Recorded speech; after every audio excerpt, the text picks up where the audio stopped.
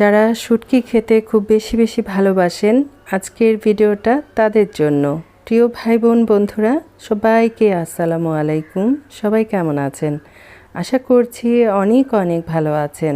আপনাদের দোয়া আর ভালোবাসায় শুকর আলহামদুলিল্লাহ আমি ভালো আছি।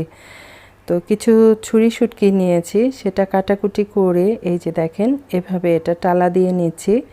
আমি আসলে আজকে দেখাবো আমরা স্বাদ গন্ধ অটুট রেখে কিভাবে শুটকি ফ্রোজেন করে রাখতে পারি বা সংরক্ষণ করে রাখতে পারি, সেটা একটু আপনাদের সাথে শেয়ার করব। তো আমি এমন ছোট ছোট করে কাটাকুটি করে নিয়েছি, তারপর একটা কড়াইয়ের মধ্যে দিয়ে টালা দিয়ে নিচ্ছি। তারপর এটাকে মাছের মতো করে লবণ দিয়ে ঘষে ঘষে অনেকক্ষণ ধরে ধুয়ে নিয়ে তারপর ঝরা দিয়েছি। ঝরা দিয়ে এই যে দেখেন একটা প্যালার মধ্যে আমি কিছু পানি নিয়েছি, এটার মধ্যে শুটকিগুলা সব ঢেলে দিয়ে এটা আমি কি করব, ফ্রিজে রেখে দেব। ডিপ ফ্রিজে রেখে মানে বরফ করে এটা রেখে দেব।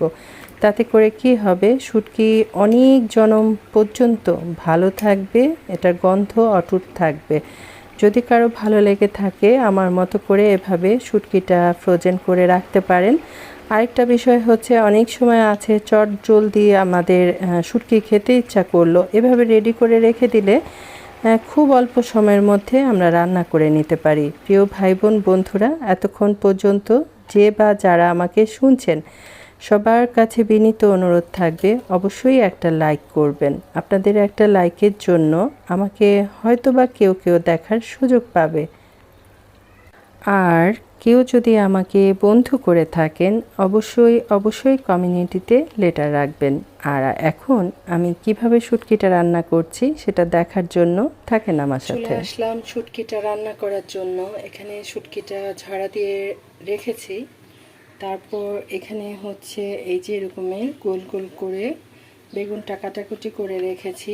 তারপর শুটকি রান্না করার জন্য এখানে পেঁয়াজ কাঁচামরিচ নিয়েছি। আর এখানে তো তেলটা গরম হচ্ছে। শুটকি রান্না করতে গেলে তেলের পরিমাণটা কিন্তু একটু বেশি দিতে হবে। তো ঠিক আছে, আমি রান্নাটা করি, থাকেন আমার সাথে।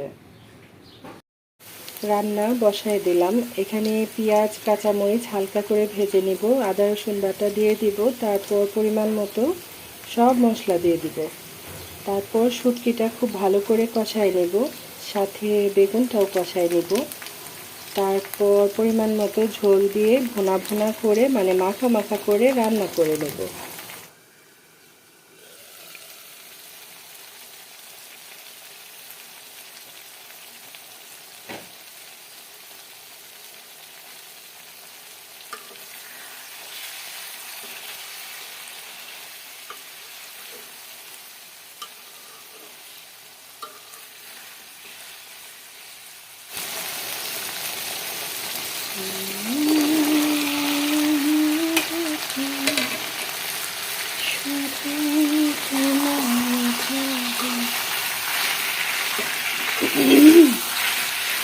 আসলে হয় কি, রান্নাঘরে থাকতে থাকতে ঠান্ডা লেগে যায়। আজকে বেশ কিছুদিন থেকেই দেখছি গলা বসে যায় আর কথা বলতে ইচ্ছা করে না। তো যাই হোক, এটা খুব ভালো করে মিশায় নেই, তারপর খুব ভালো করে কষায় নেব। পরিমাণ মতো অল্প করে ঝোল দিয়ে রান্না করে নেব, তাহলেই ছুরি শুটকি রান্না হয়ে গেল।